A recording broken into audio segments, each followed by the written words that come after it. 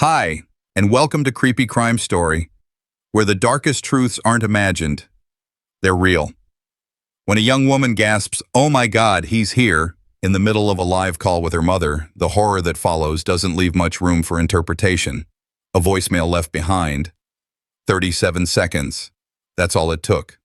What you're about to hear isn't a ghost story, it's evidence. And it speaks louder than anyone in the courtroom ever could. Huntington Beach, California.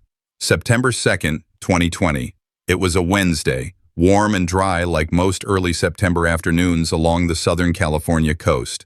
At approximately 12:58 p.m., emergency services responded to a call from a woman who said her friend had screamed during a video call and abruptly dropped out. The friend had left behind a chilling voicemail, one she hadn't meant to leave, and then nothing. When officers arrived at the quiet apartment complex on Alabama Street, they were met by two things: silence and blood. Inside apartment number 214, paramedics found a 25-year-old woman lying unresponsive on her living room floor. She'd been stabbed in the chest and head. One wound was deep enough to bend the kitchen knife used. Her name was Laura Sardina. Also present at the scene was a man, conscious but bleeding, with superficial lacerations to his neck and torso. He claimed to have been attacked. His name was not publicly released at that time. There were no signs of forced entry, no broken window, no kicked-in door, no evidence of a robbery gone wrong. Her purse, keys, and phone were still where she'd left them. The only real clue at that stage was a voicemail, 37 seconds long, left on her best friend's phone moments before the call went silent. Huntington Beach PD secured the unit. Officers began preliminary canvassing of neighbors and pulled building access logs. It was quickly determined that no other tenants had reported anything unusual that afternoon. The apartment building was relatively quiet during the day. Most residents were at work. Inside the unit, blood spatter analysis suggested the attack had occurred at close range near the front entryway, with the body later collapsing in the main living space. The lack of struggle and scattered personal items suggested the victim had been caught off guard. On the kitchen counter sat a freshly delivered box of takeout, unopened. A laptop was still open on the dining table, mid-Zoom call. One tab on the browser showed a restraining order application, incomplete. Another showed a Yelp search, Locksmith Huntington Beach. This was not random. This was not opportunistic. Whoever did this knew her, knew the layout of the apartment, knew her schedule. But it was the voicemail that reframed everything. Investigators obtained the voicemail within hours. The timestamp placed the recording at 12:56 p.m., precisely 2 minutes before the 911 call came in. The victim's voice was clear, though panicked. What stood out wasn't just the content, but the abruptness. The call starts mid-sentence. "Oh my God, he's here." Sounds of rustling, a loud thud, then muffled screams. "He's gonna kill me!" Furniture scraping. A bang against drywall. "Get away from me!" Then silence. No other voices were audible, but there was no mistaking what had happened. Still, law enforcement did not jump to conclusions. Forensic protocol meant isolating what they could prove. A bloodied knife was retrieved from the floor near the victim. Its blade was bent. Its handle had partial fingerprints. A forensic pathologist arrived on scene at 3:22 p.m. and began documenting the evidence in situ. Meanwhile, the man who had been found with cuts on his body was taken to the hospital under police observation. He told officers that he had acted in self-defense. The coroner's preliminary report stated that Laura had 2 major stab wounds, one to the chest, one to the temple, with the latter wound strong enough to fracture the skull. The pattern of blood pooling indicated she had not moved far after impact. Digital forensics would come later, but the physical scene was telling a story before any phone logs could speak. By 6:00 p.m., a homicide investigation was officially opened. Detectives began requesting surveillance from nearby businesses. A review of building access cards was underway. What stood out immediately was a 10:47 a.m. entry swipe from someone who was not listed on the lease. That detail, while not yet confirmed to be relevant, would later become crucial. Outside the apartment, yellow crime scene tape wrapped around the staircase leading to the second floor. A small crowd of neighbors had gathered, watching in stunned silence. No one spoke. Some just looked at their phones, as if waiting for the first news alert to explain what had just shattered their peaceful building. One neighbor, who asked not to be identified, said he'd seen a man pacing the parking lot earlier that morning but didn't think much of it. I assumed he lived here. He looked calm, real calm. In cases like this, investigators look for chaos, broken windows, forced entry, witnesses screaming. But what they found that day was worse. Order. And sometimes, like one officer later said, when a scene lines up too neatly, that's when it gets dangerous. Before there was a crime scene, before the voicemail, before the 911 call, there were warnings, clear ones. But like many domestic violence cases, they were scattered, subtle, and tragically ignored. Laura Sardina was 25 years old. She lived alone in a modest apartment in Huntington Beach, California. She worked part-time at a neighborhood bar, supplemented by a settlement payout from a motorcycle accident in 2019. That accident left her with long-term mobility issues and chronic pain. But she was rebuilding. She was cautious, deliberate, and according to those who knew her best, more self-aware than most people twice her age. Her mother described her as methodical with her routines. Her best friend, K.i.l.l, told detectives Laura always had a checklist. She tracked her appointments, expenses, and even kept notes of uncomfortable encounters with people she didn't trust. That diligence would become part of her case file. What police learned in the days following her death wasn't just who Laura was, but what she feared. 2 months before the homicide, Laura had contacted a civil attorney in Orange County. The initial inquiry was about filing a restraining order.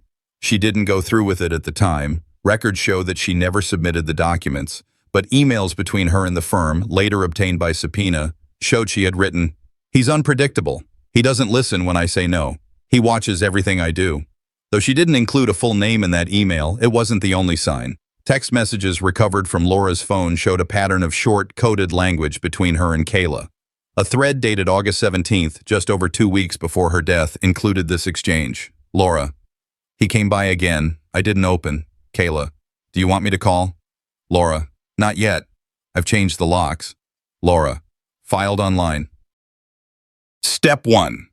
Filed online was later confirmed to refer to a California domestic violence restraining order application. A cached draft of that form was found on her laptop by the digital forensic team.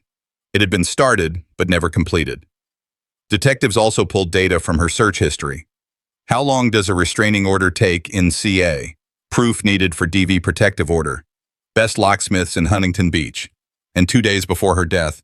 Can he still get in after I change the locks? The timeline built from her digital activity created a forensic narrative of someone who was not simply scared, but actively preparing to protect herself. She had contacted legal services. She changed her locks. She researched restraining orders. She confided in people close to her. These were not after-the-fact justifications. They were preemptive behaviors, logged and time-stamped. K.i.l.l provided a detailed statement to police. She said Laura had grown more withdrawn in the weeks before her death. She canceled shifts at work. She skipped a friend's birthday dinner.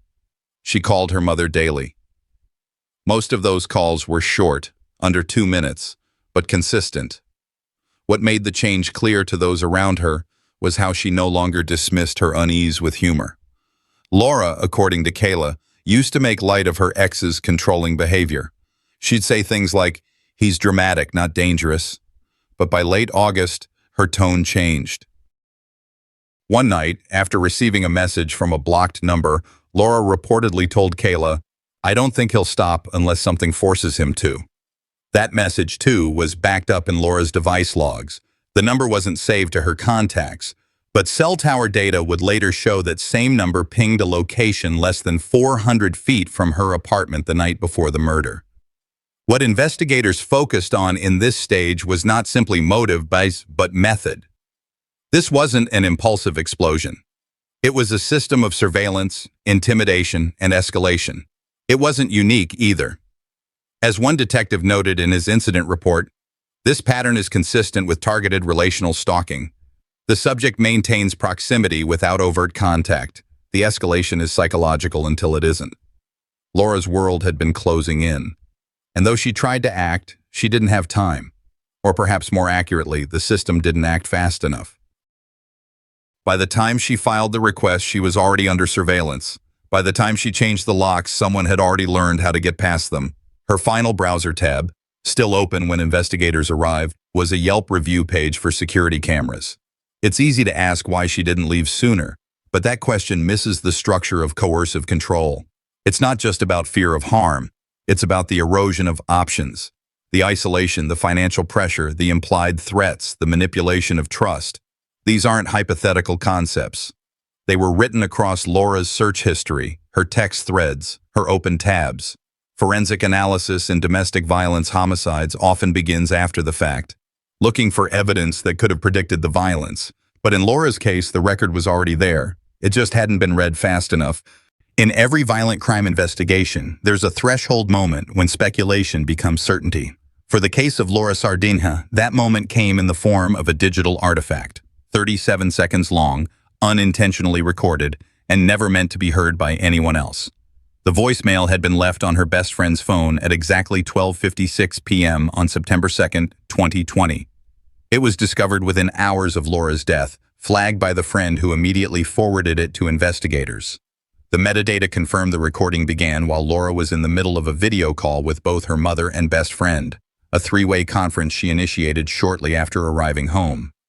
Law enforcement transferred the file to the department's digital forensics unit for isolation and enhancement.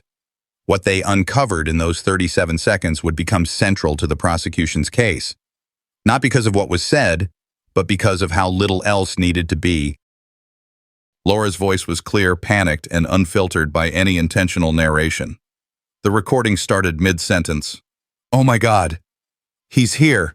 A sharp shift in ambient noise followed. There was a scrape, like furniture being shoved against a floorboard.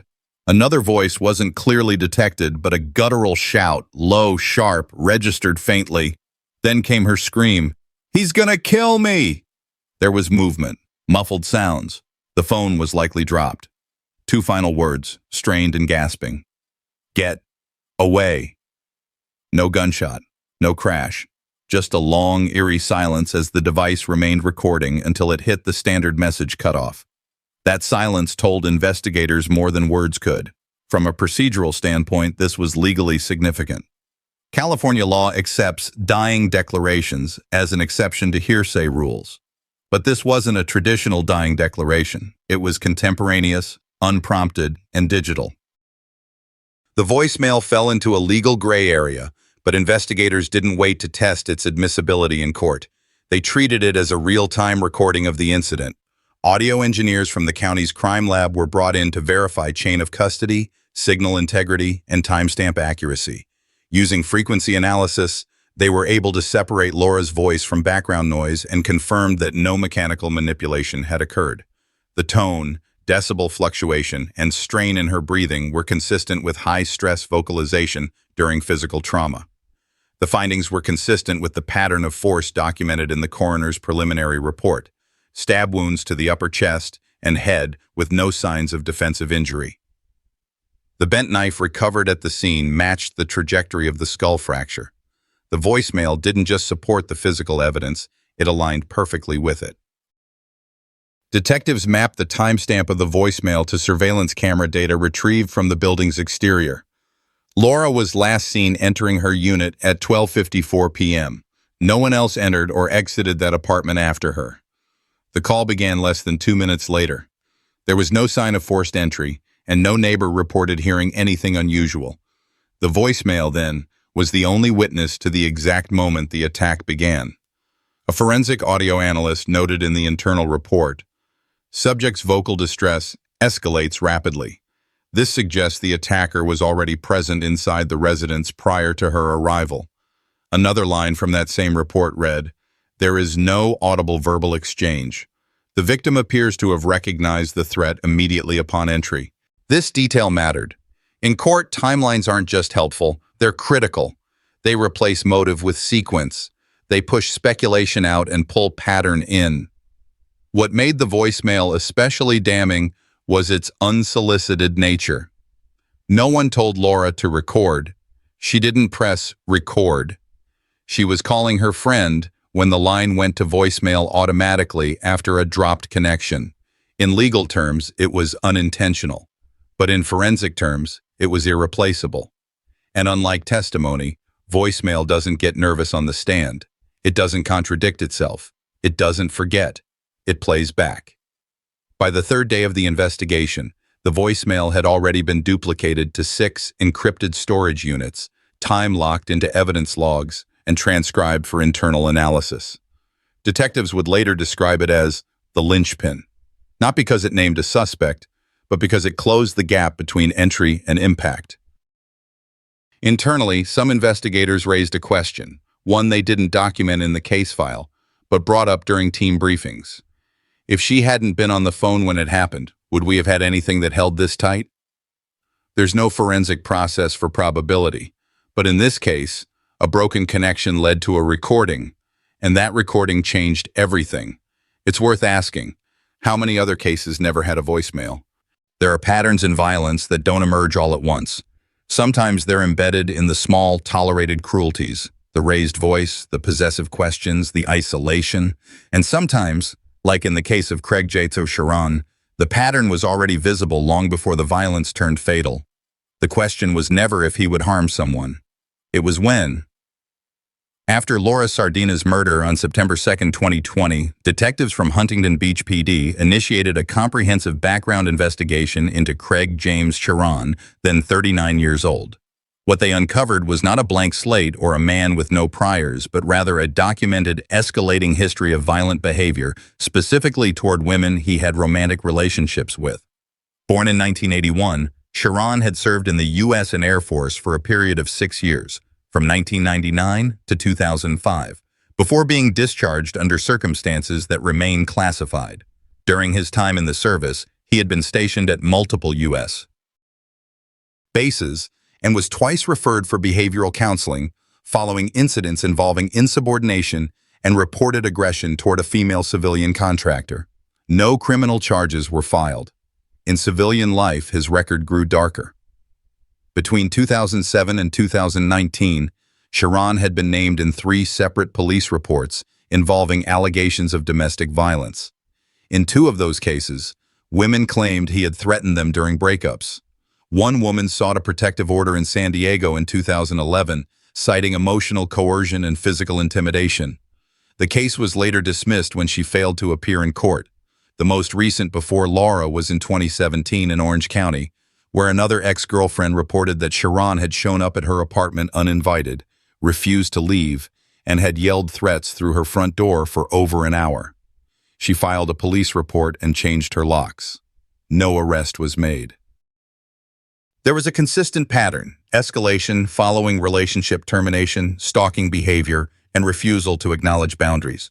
Yet each time, the threshold for prosecution hadn't been met, or victims had declined to move forward with formal complaints. This history became critical in understanding Laura's case. Her decision to file for a restraining order, change the locks, and communicate concern to friends and family were not paranoid overreactions. They were measured responses to a real and documented threat. In her restraining order petition, filed August 21, 2020, Laura included a chilling note. "He told me once that if he couldn't have me, no one would." It was that exact phrasing that stood out when investigators reviewed past cases. 2 of Chiron's former partners had independently reported nearly identical language: "You're mine or you're no one's," a threat that previously seemed unprovable, now tragically prophetic. When detectives re-interviewed Laura's close friend Mia, she confirmed Laura had described Chiron's behavior as more obsessive than scary at first. But by late August, that shifted. He had sent her over 30 emails in 1 week, some of them apologetic, others aggressive. He vacillated between promises to change and passive-aggressive blame. Laura had stopped responding altogether 5 days before her death. Digital forensics confirmed Mia's account. A subpoena to Chiron's email provider revealed repeated attempts to contact Laura, and location data from his Google account later placed him in her apartment complex parking garage the night before the murder, even though he claimed in his initial statement to have not seen her in weeks. That claim would collapse even further when phone tower data and apartment building security logs placed him in the vicinity of her unit multiple times in the prior 10 days, always between 11 p.m. and 3 a.m. This wasn't a spontaneous act. It was calculated, patterned, and escalating. In the words of the lead investigator, he didn't snap. He spiraled, and no one intervened fast enough.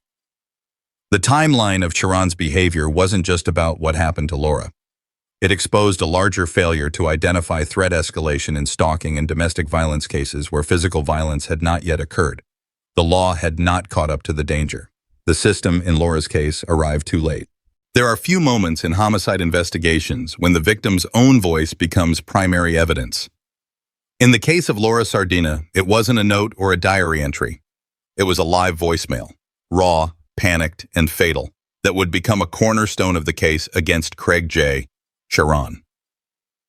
On September 2, 2020, at approximately 4:17 p.m., Laura dialed into a three-way video call with her mother and best friend. Mid-conversation, without warning, she went silent for a second. Then came the chilling sentence. "Oh my God, he's here." The screen went black. The audio continued. What followed was a recorded 37-second voicemail that was inadvertently triggered when Laura's phone, still active, continued running as the connection dropped. Her phone, still connected to the call, left that audio as a voicemail on her mother's phone. That message, saved immediately and later transferred to Huntington Beach PD, became one of the most damning pieces of evidence in the murder investigation. The voice was unmistakable. Laura's panic was sharp. The sound of a door scraping against a surface, a gasp, a rustle, and then clearly, "He's gonna kill me," followed by, "Get away from me." The message ends abruptly. The background noise cuts out with a loud thud. Prosecutors would later describe it as a recording of the moment life was stolen. Digital forensics were critical here. Analysts extracted the original .amr audio file from the mother's iPhone using Cellebrite's UFED platform. Timestamps matched the 911 call placed by a neighbor just 90 seconds later, who reported screaming coming from Laura's apartment. The forensic team confirmed no cuts, splices, or alterations to the voicemail. The metadata confirmed it originated from Laura's phone. There was no ambiguity in chain of custody. The voice in the background, male, aggressive, was analyzed for voice match. Though incomplete, experts noted overlapping phonetics consistent with samples of Chiron's voice taken during his 2020 interview with police. The audio match wasn't definitive in isolation, but in context, with the location, time, restraining order, and eyewitness accounts, it added damning weight. Law enforcement followed up with a search warrant to collect the phone itself. Investigators located Laura's iPhone in the living room, face down near the entrance. The screen was cracked, and the last open application was FaceTime. The internal logs matched with her call history. Outgoing FaceTime call at 4:16 p.m. to mom, duration 1 minute, 1 second. Last voicemail saved, 4:18 p.m. Photos of the device were taken under standard evidence procedures.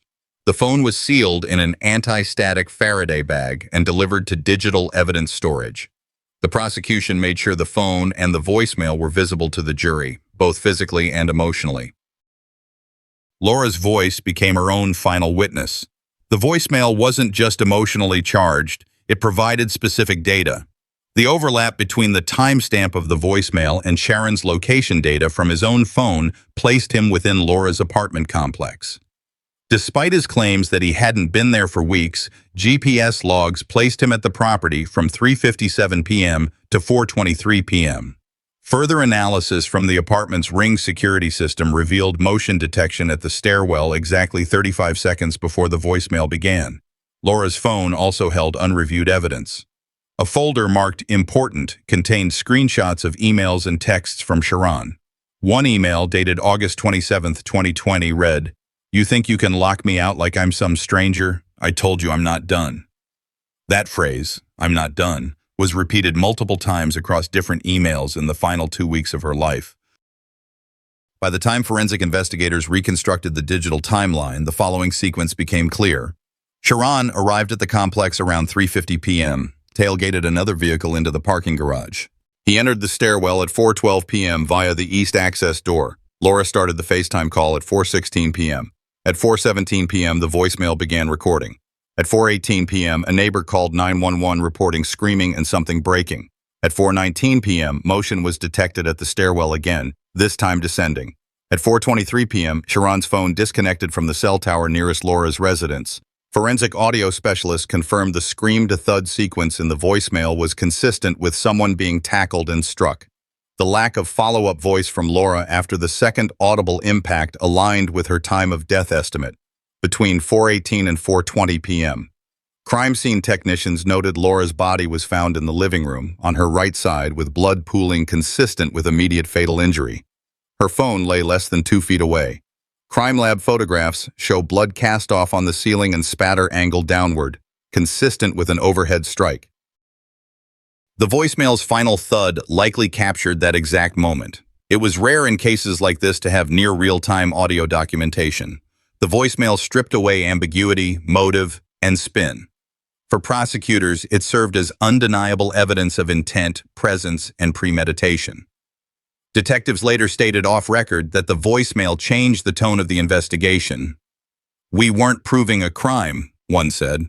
"We were honoring a voice that spoke the truth when it mattered most."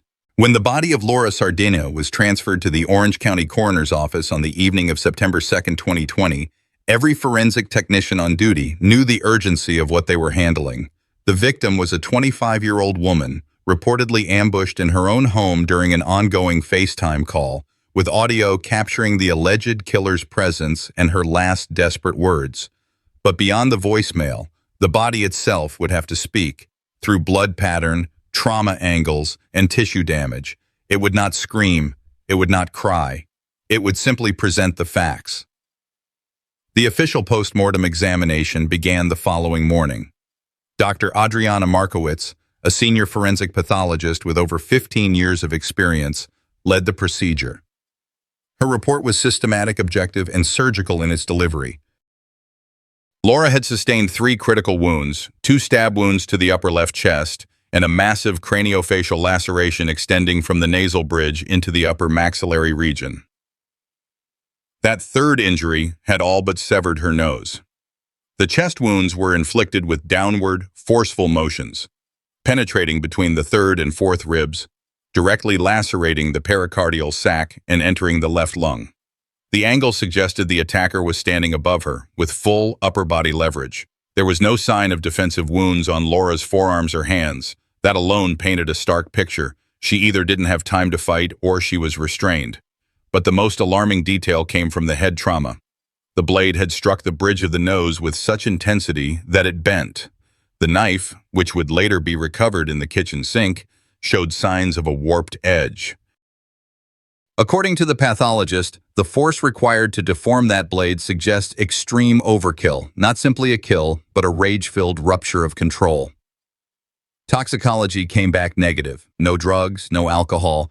Laura was fully lucid at the time of her death, which tragically matched the emotional clarity of her final voicemail. On the question of time of death, estimations placed it between 4:20 p.m. and 4:24 p.m. This is consistent with the last activity on her iPhone, which locked automatically due to inactivity at 4:19 p.m., and with the 911 call placed by a neighbor at approximately 4:26 p.m., after hearing what was described as a deep, fast scream followed by silence. Crime scene photos were later used in court. Blood spatter analysis indicated Laura had been attacked near the doorway to her bedroom. The patterning, coupled with cast-off trails on the floor and wall, showed she stumbled backward, likely from the chest wound, before collapsing against the baseboard. Her body was found approximately 4 feet from her phone, which continued to stream a frozen video frame from the FaceTime call until its battery died at 6:48 p.m. Investigators also noted the presence of Craig Sharon's blood near the sink and on the bathroom floor, consistent with superficial slicing injuries to his own chest and neck. While Chiron would later claim these were inflicted in self-defense, the angle of the wounds was inconsistent with active struggle. Medical personnel flagged the injuries as hesitation marks, often seen in staged scenarios or self-inflicted attempts designed to mimic the appearance of a chaotic altercation. Perhaps most chilling was the condition of Laura's face. The proximity of the third wound, its precision, and its intent appeared symbolic, a disfiguring cut meant to degrade. Pathologists emphasized this detail in closed-session expert testimony, calling it a sign of personalized rage. It wasn't random violence. It was targeted humiliation. And back at the Huntington Beach Police Department, detectives began cross-referencing the coroner's findings with Craig's previous restraining order violations. This was not his first incident involving control or obsessive behavior. It was, however, his most lethal. Forensics in this case didn't just confirm a killing, it outlined a psychological profile without words. The method, the precision, the overkill, it all traced back to a man who couldn't tolerate rejection and who made violence his final form of possession. There is a chilling neutrality to autopsy reports. They do not argue, they do not accuse. But in the murder of Laura Sardina, the science was damning. It showed no hesitation from the killer, and no opportunity for the victim to survive. By 7:35 p.m. on the evening of September 2, 2020, Craig J. Chiron had been stabilized at Orange Coast Memorial Medical Center. The lacerations to his upper chest and side of the neck were determined to be non-life-threatening. Superficial. No vital structures damaged. The blade trajectory, as confirmed by ER documentation, was shallow and deliberately controlled, raising early doubts about any claim of self-defense. At 9:12 p.m., under physician clearance and with a police escort, Chiron was transferred to Huntington Beach Police Department for custodial questioning. The official interview began just after midnight in room 3B. Lead investigator Detective Alana Reese conducted the interrogation, flanked by a silent partner from the Domestic Violence Unit. Chiron was read his Miranda rights. He waived counsel. The conversation was recorded without incident. The transcript reflects an initial calmness in Chiron's tone. He claimed Laura had invited him over to talk. He said she was emotional and that the confrontation escalated when she lunged at him with a knife, allegedly the same knife found bloodied in the sink. But several pieces of forensic and digital evidence immediately contradicted his story. First, entry logs from the apartment complex's security system showed no sign of Chiron being granted access that day. There was no swipe from the main gate, no authorized entry through the front desk. Surveillance footage later revealed he had entered by scaling the rear perimeter fence and accessing the ground floor stairwell at 3:58 p.m., roughly 20 minutes before the fatal attack. Second, Chiron's phone was seized at booking. A digital forensics review of the device revealed deleted search history entries that were quickly recovered. At 1:42 a.m. on the morning of the murder, he had searched how to unlock quickset lock without key and how to know if someone is on FaceTime. His claim that Laura had invited him over collapsed further when the voicemail recovered from Laura's phone, 37 seconds of raw panic, was played back to him. Investigators noted a visible shift in body language. He blinked rapidly. His hands twitched. He didn't ask to stop the recording. Instead, he shifted to a new version of events, now alleging he entered to check on her and saw someone else inside her apartment. This intruder, he claimed, had already stabbed Laura and fled. He couldn't describe the man. He couldn't explain why his fingerprints were the only ones on the weapon. He couldn't answer why his own blood was found not only near the scene, but also in a trail leading from the bedroom to the bathroom, implying he moved freely around the apartment after the attack. Detective Reese paused before her final question. "If this was a break-in, Mr. Chiron, why did Laura scream you were there?" There was no answer. At 2:04 a.m., the interview concluded. Chiron was booked into Orange County Jail on suspicion of homicide. A no-bail hold was placed immediately. For investigators, this wasn't just about disproving a lie, it was about establishing premeditation. The unauthorized entry, the search history, the changing narratives, the shallow self-inflicted wounds. Everything pointed away from heat-of-the-moment violence and toward a planned, deliberate act. From an investigative standpoint, this chapter marked the pivot. No longer a possible domestic dispute or incident under review, this was now a full murder case, with a suspect attempting to build plausible deniability out of contradictions. And underneath every word spoken in that room was the voice Laura left behind. Not in memory, in data, in audio, in time-stamped certainty. Huntington Beach, California, USA. The trial of Craig J. Chiron opened on March 10, 2025, in a packed Orange County courtroom. The defendant, now 44 years old, sat in silence, his face impassive, as the prosecution prepared to present what they called a mountain of direct and circumstantial evidence. There was no plea deal, no confession, no apology, only a single charge: first-degree murder. From the outset, the prosecution moved with precision. Lead prosecutor Dana Hallstrom began not with theatrics but with the cold clarity of facts. A voicemail recording was admitted as Exhibit A, the 37-second voice message that had captured Laura Sardina's final moments. No one in the courtroom moved as the clip played aloud. Laura's voice, panicked, breathless, cut through the silence. "He's gonna kill me. Get away from me." The judge allowed the message to be replayed only once. That was all the jury needed. Hallstrom methodically broke down the timeline. Laura had changed her locks. She had secured a restraining order. She had tried to cut contact. The defendant had no legal or moral justification to be in her home. Entry was forced.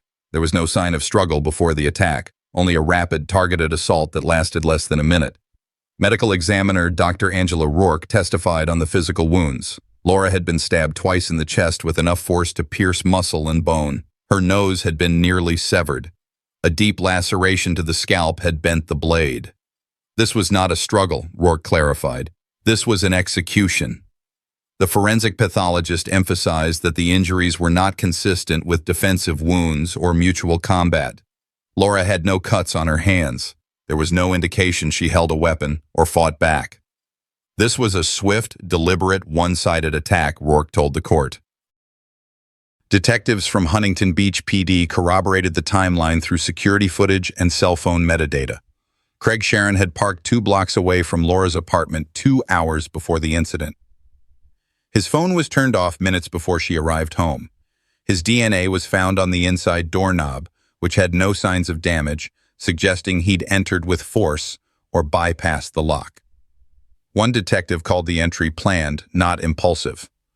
Chiron's defense attorney, Mark Lester, tried to reframe the event as a crime of passion, implying an altercation had escalated. But the evidence was overwhelming. No bruises on Chiron's arms, no injuries consistent with being attacked.